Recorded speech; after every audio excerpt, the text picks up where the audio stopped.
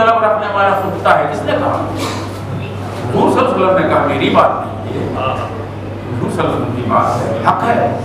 میرے کو تو کوئی فرض ہے تمہارا تو مرو, حق کو جو بھی بچا ہے. اس لیے میں نذرانے کے چکر میں نہیں پڑتا, میرا بولوں گا کیسے, زخمی ہو جاؤں گا. پھر قیامت میں سن لیجیے اب, قیامت میں جب اٹھائے جائیں گے بے نمازی کو اللہ کے سامنے لائے جائے گا تو اللہ اسے منہ پھیر لے گا اور بے نمازی اندھا ہوگا. اس کا ذکر قرآن کے سورہ طٰہٰ میں 122 سے 125 کے بیچ میں پڑھ لیجیے. جہاں اللہ نے کہا, اب وہ کہے گا نفسی نفسی کا عالم ہوگا.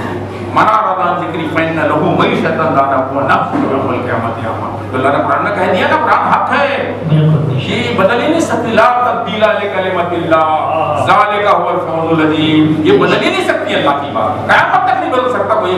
تم یہاں کا کام تھوڑی ہے, قانون تھوڑی ہے انڈیا کا گھٹو کر کے یہ نہیں یہ کر لو, کبھی نہیں بدل سکتا. تو کہے گا پروردگار میں تو آنکھ والا تھا دنیا میں, بڑی خوبصورت آنکھ والا تھا, انہوں نے مجھے کو اندھا کر کے کیوں اٹھایا؟ تو اللہ تعالیٰ اس سے کہے گا کہ میں نے تو پہلے ہی تجھ سے کہہ دیا تھا کہ جس نے میری یاد سے منہ پھیرا اس کی زندگی تنگ رہے گی, اس کی زندگی تنگ رہے گی. فرشتوں کو حکم دے گا اللہ تعالیٰ ماواہم جہنم, دھکیل دو جہنم میں مودا منہ کر کے. تو میرے بھائی نماز کی فکر اپنے اوپر لازم کرو. اللہ کے نبی فرماتے ہیں صلی اللہ علیہ وسلم, دنیا کی فکروں سے بری ہو جاؤ گے.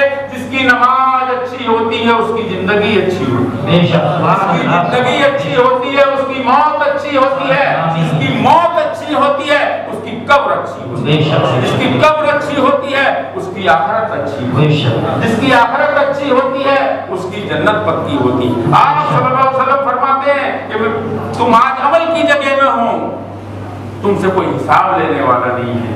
جب قائم ہو تو قبر میں حساب کی جگہ ہو گئی, تمہارے پاس عمل کا موقع نہیں ہوگا. آپ نے فرمایا لمبی زندگی کی امید آخرت کو بلا دیتی ہے. اب آپ ایک غور کریں کہ ہم مرنا نہیں چاہیں گے لیکن ہمیں مرنا پڑے گا. ٹھیک غلط نہیں ہوا, وہ ڈولا تو رکھا ہے سب کے لیے, میرے لیے بھی ہے. کوئی بول دے میرے لیے نہیں ہو ڈولا. آپ نے فرمایا نا موت تو قبل ان تموتوا, مرنے سے پہلے مر جاؤ گا, اس موت کی تیاری کرو جہاں سے تمہیں کبھی واپس نہیں آنا ہے.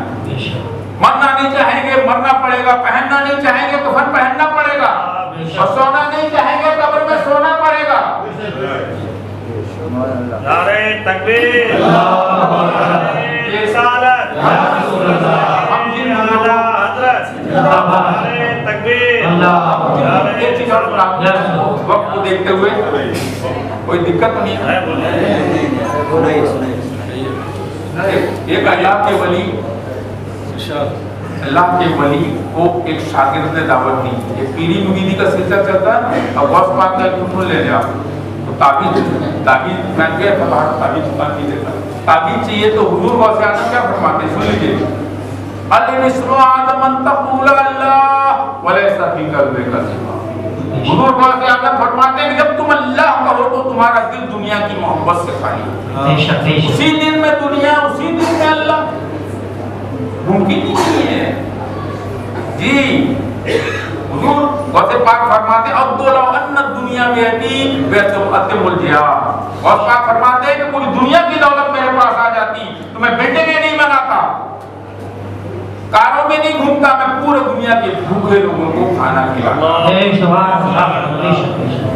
حضور غوث پاک فرماتے ہیں لقمۃ فی بنائے جامع الف جامع.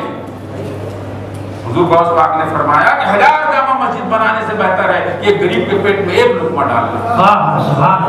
اور آپ حضور غوث پاک نے فرمایا کعبہ پر گلاب چڑھانے سے بہتر ہے غریب کو کھانا کھلانا. سورہ ناظرات آیت نمبر 15 میں کہا وفی اموالہم حق للسائل والمحروم, کہ تمہارے مالوں میں سائلوں مسکینوں کا بھی حق ہے. جی وآتی المال علی حبہ ذوی القربى والیتامى والمساکین وابن السبیل. میری محبت میں اللہ نے کہا مال خرچ کرو مسکینوں پر, رشتہ داروں پر, مسافروں پر. اب ایک ولی کی نصیحت سنو, اس کے بعد میں اپنی گفتگو انشاءاللہ ختم کروں گا. ایک اللہ کے ولی کے بہت سے شاگرد تھے, انہوں نے ان کو دعوت دی کہ یہ حضور آپ دعوت میں آئیے تو اللہ کے ولی نے شرط رکھی. دیکھیے اللہ کے جو ولی ہوتے ہیں بڑے تقوی والے ہوتے ہیں.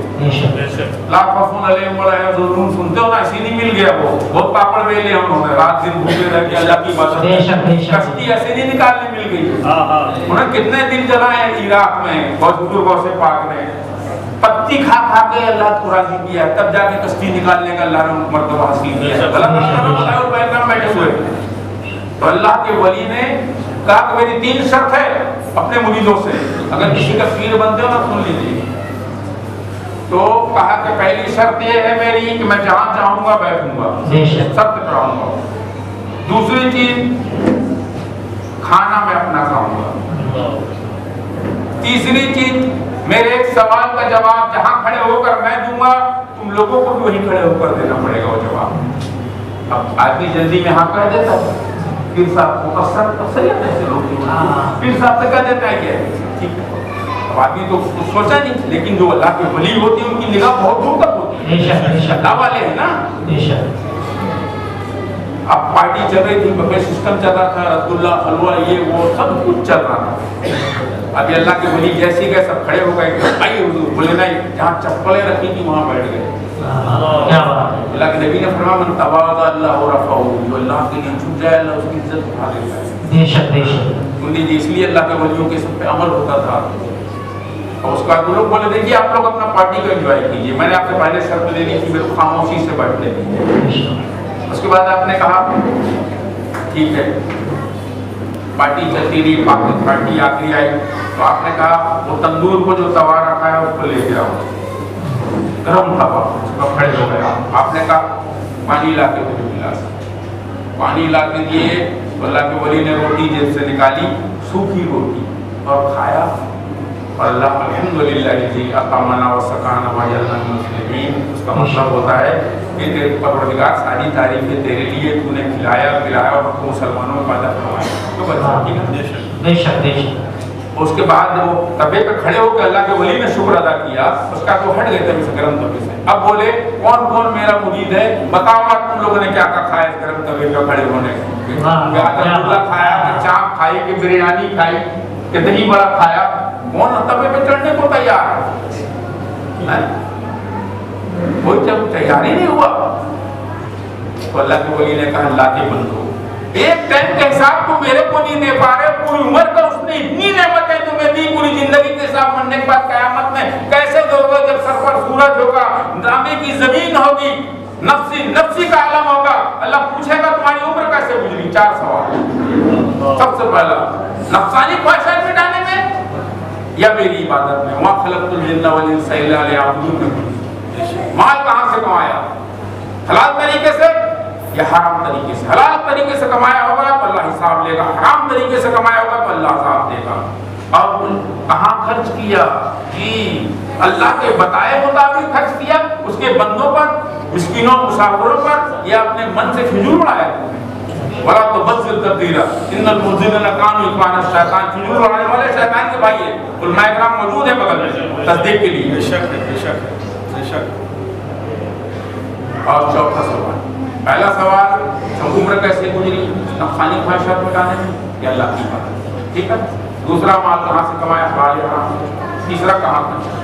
چوتھا سوال کہ جس جسم کی تجھے قدرت دی تھی اس کا کیا استعمال تھا. نگاہوں کی تو حفاظت کرتا تھا,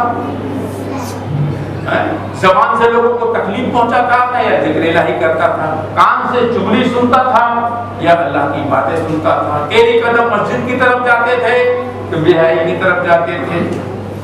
یہ جب تک بندہ مومن ہل نہیں سکے. تو میرے بھائی موت سے پہلے زندگی کو غنیمت جانو. آخری بات اکثر ہوا خاموشی سے بڑھ جائے برائے کرم. موت سے پہلے زندگی کو غنیمت جانے, بڑھاپے سے پہلے جوانی کو غنیمت جانے, ناداری سے پہلے.